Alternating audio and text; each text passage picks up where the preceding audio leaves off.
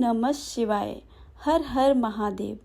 आज सोमवार के दिन आप सुनेंगे सोमवार की बहुत ही दुर्लभ एवं पौराणिक व्रत कथा। आप सभी से अनुरोध है कि कथा को पूरा अवश्य सुने, कथा को अधूरा छोड़कर अपमान न करें और चैनल पर नए आए हैं तो चैनल को सब्सक्राइब करके बेल आइकन को जरूर दबा लें ताकि आने वाली सभी वीडियो की जानकारी सबसे पहले आपके पास पहुंचे। कथा को सुनने से पहले कमेंट बॉक्स में हर हर महादेव लिखना बिल्कुल भी मत भूलिएगा। आइए सुनते हैं सोमवार व्रत कथा। एक साहूकार था जिसके घर किसी प्रकार की कोई भी कमी नहीं थी, परंतु उसको एक दुख था, उसको कोई पुत्र ना था। वह इसी चिंता में दिन रात रहता था और वह पुत्र की कामना के लिए प्रति सोमवार को शिव जी का व्रत और पूजन किया करता था। सायंकाल को शिव जी के मंदिर में जाकर दीपक जलाया करता था। उसके भक्ति भाव को देखकर एक समय श्री पार्वती जी ने शिव जी महाराज से कहा कि यह साहूकार आपका अनन्य भक्त है और सदैव आपका व्रत और पूजा श्रद्धा से करता है, इसकी मनोकामना पूर्ण करनी चाहिए। शिव जी ने कहा कि पार्वती, संसार कर्म क्षेत्र है, जिसे जैसे किसान खेत में जैसा बीज बोता है वैसा ही फल मिलता है, उसी तरह से इस संसार में जो जैसा कार्य करता है वैसा ही उसे कर्म के अनुसार फल मिलता है। पार्वती जी ने अत्यंत आग्रह से कहा कि हे महाराज, जब यह आपका भक्त है और यदि इसको किसी प्रकार का कोई दुख है तो उसको अवश्य दूर करना चाहिए, क्योंकि आप सदैव अपने भक्तों पर दयालु हैं, उनके दुखों को दूर करते हैं। यदि आप ऐसा ना करेंगे तो मनुष्य क्यों आपकी सेवा और व्रत करेंगे। पार्वती जी का ऐसा आग्रह देखकर शिव जी महाराज जी कहने लगे कि हे पार्वती, इसके कोई पुत्र नहीं है, इसी चिंता में यह दुखी रहता है। इसके भाग्य में पुत्र ना होने पर भी इसको पुत्र की प्राप्ति का वर देता हूँ, परंतु वह केवल 12 वर्ष तक ही जीवित रहेगा, इसके पश्चात उसकी मृत्यु हो जाएगी। इससे अधिक मैं और कुछ इसके लिए नहीं कर सकता हूँ। यह बातें वह साहूकार सुन रहा था। इससे उसको ना ही कोई प्रसन्नता हुई और ना ही कोई कष्ट हुआ। वह पहले के जैसे ही शिव जी महाराज जी का व्रत और पूजन करता रहा। कुछ काल व्यतीत हो जाने पर साहूकार की स्त्री गर्भवती हुई और 90 महीने उसके गर्भ में एक अति सुंदर पुत्र की प्राप्ति हुई। साहूकार के घर में बहुत खुशी मनाई गई, परंतु साहूकार ने उसकी केवल 12 वर्ष की आयु जान कोई अधिक प्रसन्नता प्रकट नहीं की और न ही किसी को भेद बतलाया। जब वह 12 वर्ष का हो गया तो उस बालक की माता ने उसके पिता के से विवाह आदि के लिए कहा, परंतु वह साहूकार कहने लगा कि अभी इसका विवाह नहीं करूँगा और काशी जी पढ़ने के लिए भेजूँगा। फिर साहूकार ने अपने साले अर्थात उस बालक के मामा को बुलाया। उसको बहुत सा धन देकर तुम इस बालक को काशी जी में पढ़ने के लिए ले जाओ और रास्ते में जिस स्थान पर भी जाओ यज्ञ करो और ब्राह्मणों को भोजन कराओ। वह दोनों मामा और भांजे सब जगह यज्ञ कराते और ब्राह्मणों को भोजन कराते जा रहे थे। रास्ते में उनको एक शहर पड़ा। उस शहर के राजा की कन्या का विवाह था और दूसरे राजा का लड़का जो विवाह करने के लिए बारात लेकर आया था वह एक आंख से काना था। उसके पिता को इस बात की चिंता थी कि कहीं वर को देखकर कन्या माता पिता विवाह से किसी प्रकार की अड़चन पैदा ना कर दें। इस कारण जब उनके अति सुंदर सेठ के लड़के को देखा तो मन में विचार किया कि क्यों ना शादी के कपड़े पहनाकर इसको विवाह के लिए ले जाएं। फिर इसको वर के कपड़े पहना तथा घोड़ा चढ़वा कर ले गए और बड़ी सुंदरता से सब कार्य हो गए। वर के पिता ने सोचा कि यदि विवाह कार्य भी इस लड़के से कराया जाए तो क्या बुराई है। ऐसा विचार करके लड़के और उसके मामा से कह दिया कि यदि आप फेरों और कन्यादान का काम भी करा दें तो आपकी बड़ी कृपा होगी और हम इसके बदले बहुत सा धन आपको देंगे। उन्होंने यह स्वीकार कर लिया। विवाह कार्य भी बहुत अच्छी तरह से हो गया, परंतु जिस समय लड़का जाने लगा तो उसने राजकुमारी की चुन्नी के पल्ले पर लिख दिया कि तेरा विवाह जो तो मेरे साथ हुआ है, परंतु राजकुमार के साथ तुमको भेजेंगे। वह एक आँख से काना है। मैं तो काशी पढ़ने जा रहा हूँ। उस राजकुमारी ने जब उसने चुन्नी पर ऐसा लिखा हुआ पाया तो उसने राजकुमार के साथ जाने से मना कर दिया और कहा कि यह मेरा पति नहीं है। मेरा विवाह जिसके साथ हुआ है वह तो काशी पढ़ने गया है। राजकुमारी के माता पिता ने अपनी कन्या को विदा नहीं किया और बारात वापस चली गई। उधर वह सेठ का लड़का और उसका मामा काशी पहुंच गए। वहां जाकर उन्होंने यज्ञ करना और लड़के ने पढ़ना शुरू कर दिया।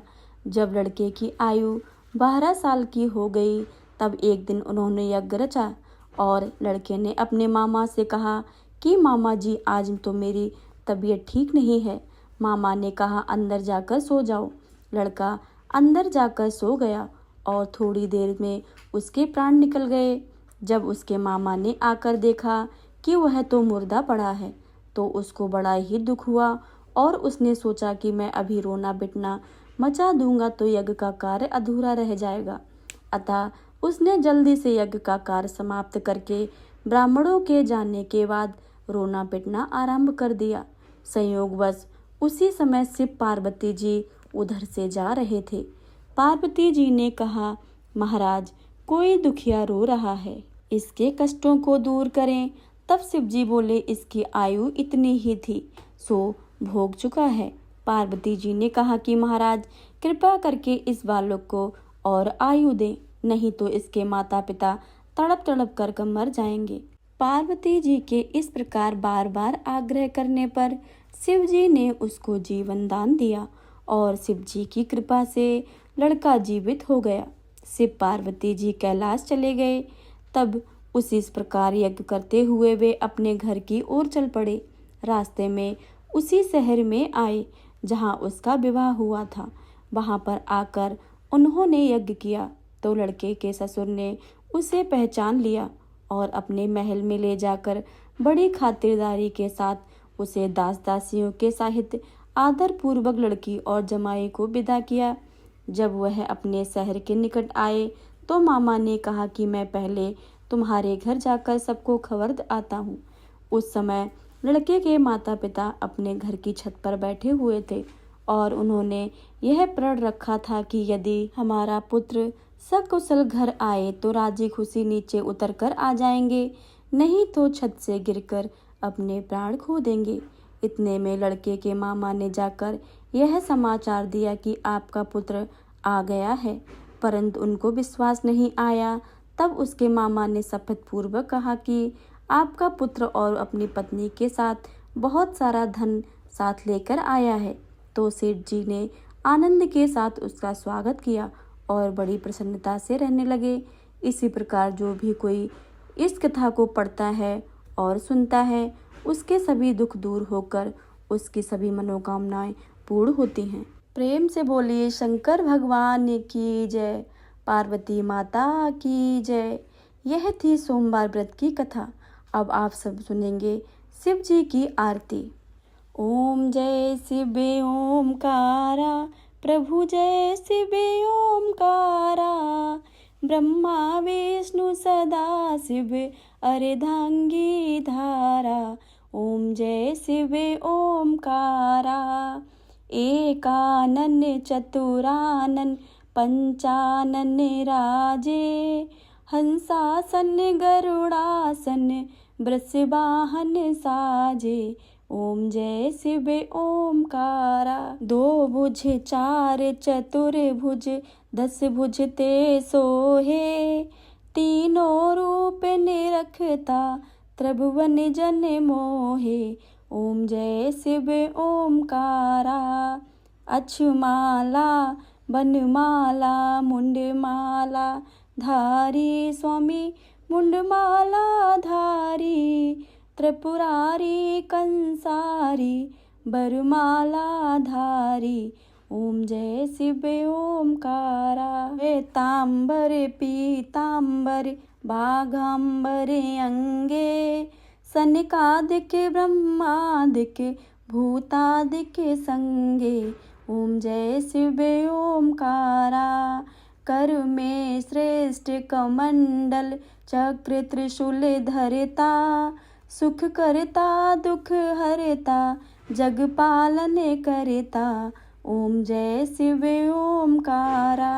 माँ विष्णु सदा शिव जानत अविवेका। प्रणवाक्षर के मध्य ये तीनों एका। ओम जय शिव ओमकारा। त्रिगुण स्वामी जी की आरती जो कोई जन गावे। कहत शिवानंद स्वामी मन वांछित फल पावे। ओम जय शिव ओमकारा। ओम जय शिव ओमकारा। प्रभु जय शिव ओमकारा। ब्रह्मा विष्णु सदा शिव अर्धांगी धारा। ओम जय शिव ओमकारा। प्रेम से बोलिए शंकर भगवान की जय। हर हर महादेव। अगर आपको ये कथा अच्छी लगी हो तो वीडियो को लाइक करें, शेयर करें। कमेंट बॉक्स में माता पार्वती की जय, शिव शंकर भगवान की जय लिखना बिल्कुल भी मत भूलिएगा। चैनल पर नए आए हैं तो चैनल को सब्सक्राइब करके बेल आइकन को ज़रूर दबा लें ताकि आने वाली वीडियो की जानकारी सबसे पहले आपके पास पहुंचे। मिलते हैं अगली वीडियो में, तब तक के लिए जय श्री राधे कृष्णा।